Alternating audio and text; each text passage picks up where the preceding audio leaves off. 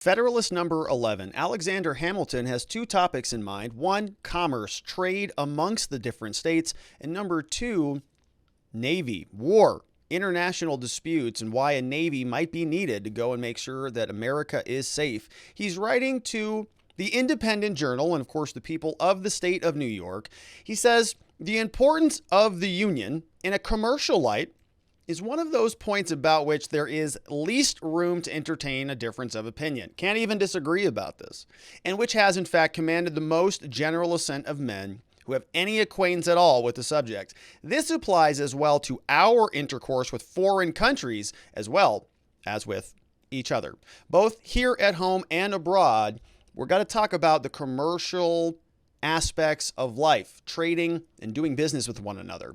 He says in Europe, things can get a little bit messy. They compete with us in a lot of different ways. They may have better products, but they will only be able to beat us if we are disunified. He says, let's do the opposite of that. He says, under a vigorous national government, the natural strength and resources of the country, rather than the individual states directed towards a common interest, would baffle all the combinations of European jealousy to restrain our growth. This situation would even take away the motive to such combinations by inducing an impracticality of success. If the Europeans try to outdo the United America, they know they're going to lose. We have more resources over here. This is a natural, bountiful, fruitful plain, and they will not be able to keep pace. An active commerce, he says, an extensive navigation, and a flourishing marine would then be the offspring of moral and physical necessity. We might defy the little arts of the little politicians to control or vary the irresistible and unchangeable course of nature. If we are just united, there is literally nothing can get in our way. Everybody will recognize the great power of the unified America. Will have success.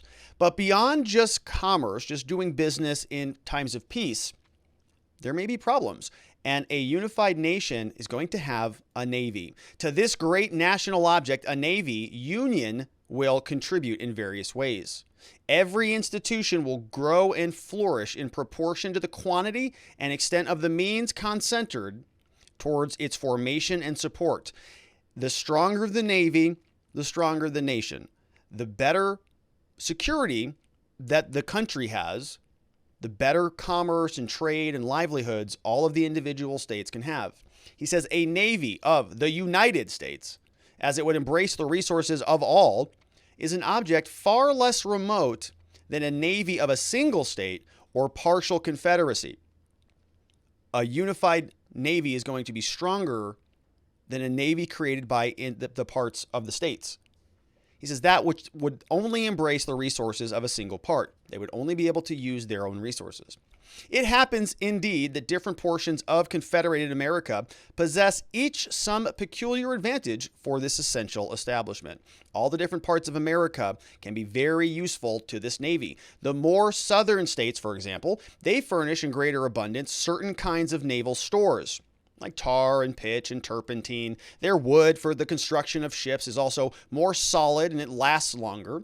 The difference in the duration of the ships of which the Navy might be composed, it chiefly constructed of southern wood, would be of signal importance, either in the view of the Navy's strength or of the national economy. Some of the southern and the middle states, they got plenty of iron and better quality, and seamen must be drawn from the northern hive. The necessity of the naval protection to external or maritime commerce does not require a particular elucidation, no more than the conduciveness of that species of commerce to the prosperity of a navy. So different components of a strong navy can come from different parts of the country. The actual seamen, they should probably come from the north. Middle states, they got plenty of iron. In the south, they got all the wood. And so we can build a strong nation if we're unified. He says here, this is so important. He writes, it belongs to us to vindicate the honor of the human race. In America, we have to do this. And to teach that assuming brother moderation. Union will enable us to do it. Disunion will add another victim to his triumphs. Let Americans disdain to be the instruments of European greatness. Let the 13 states bound together in a strict and indissoluble union concur in erecting one great American system superior to the control of all transatlantic force or influence, and be able to dictate the terms of the connection between the old and the new world.